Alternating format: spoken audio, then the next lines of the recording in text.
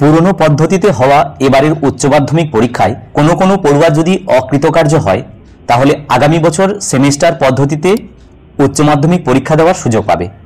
শুধু উচ্চ মাধ্যমিক পরীক্ষাতেই নয়, যে পড়ুয়া টেস্টে ফেল করার কারণে এই বছর উচ্চ মাধ্যমিক দিতে পারেনি সেও এই সুযোগ পাবে। বুধবার বিজ্ঞপ্তি দিয়ে বিষয়টি জানিয়েছে উচ্চ মাধ্যমিক শিক্ষা সংসদ।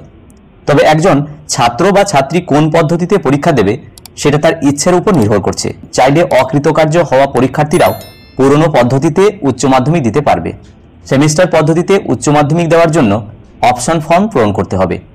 সংসদের বিজ্ঞপ্তিতে বলা হয়েছে, এই অকৃতকার্যরা ইচ্ছা করলে পুরনো পদ্ধতিতে পরীক্ষা দিতে পারবে। তবে কেউ যদি চায় নতুন পদ্ধতি অর্থাৎ সেমিস্টার পদ্ধতিতে পরীক্ষা দেবে, সেই সুযোগও তাকে দেওয়া হবে। এর জন্য তাকে একটি অপশন ফর্ম পূরণ করতে হবে। সেমিস্টার পদ্ধতিতে প্রথম উচ্চ মাধ্যমিক হবে আগামী বছর। নিয়মিত পরীক্ষার্থীদের ক্ষেত্রে পুরনো পদ্ধতিতে এই বছরই শেষ উচ্চ মাধ্যমিক পরীক্ষা হয়েছে। প্রশ্ন উঠেছিল, যারা টেস্টে ফেল করার কারণে উচ্চ মাধ্যমিক দিতে পারল না এবং উচ্চ মাধ্যমিকে অকৃতকার্য হবে, তারা কিভাবে পরীক্ষা দেবে। সংসদ সভাপতি চিরঞ্জীব ভট্টাচার্য মহাশয় বলেন, অকৃতকার্যদের জন্য আমরা দুটি উপায় খোলা রাখলাম।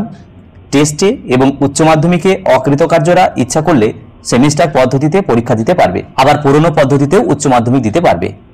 যারা সেমিস্টার পদ্ধতিতে উচ্চ মাধ্যমিক দেবে তাদের অনলাইনে 25শে এপ্রিল থেকে 31শে মের মধ্যে একটি ফর্ম পূরণ করে বিষয়টি সংসদকে জানাতে হবে। এই ফর্ম পূরণ করলেই তৃতীয় সেমিস্টারের ক্লাস শুরু করা যাবে। আর যারা পুরনো পদ্ধতিতে পরীক্ষা দিতে চায় তাদের এই অপশন ফর্ম পূরণ করতে হবে না। এক্ষেত্রে তাদের প্র্যাকটিক্যাল পরীক্ষার বিষয়গুলিও সেমিস্টার পদ্ধতির মধ্য দিয়ে আসা হবে। তাই এই পুরো বিষয়টি নোটিফিকেশন আকারে West Bengal council of higher secondary এডুকেশনের পক্ষ থেকে জারি করা হয়েছে, যেখানে উচ্চ মাধ্যমিকে অকৃতকার্যের জন্য দুটি পথই খোলা থাকছে, অর্থাৎ টেস্টে এবং উচ্চ মাধ্যমিকে অকৃতকার্যরা ইচ্ছা করলে সেমিস্টার পদ্ধতিতে পরীক্ষা দিতে পারবে। পুরো বিষয়টি প্রতিবেদন আকারে এই ভিডিওর মাধ্যমে শেয়ার করার চেষ্টা করলাম।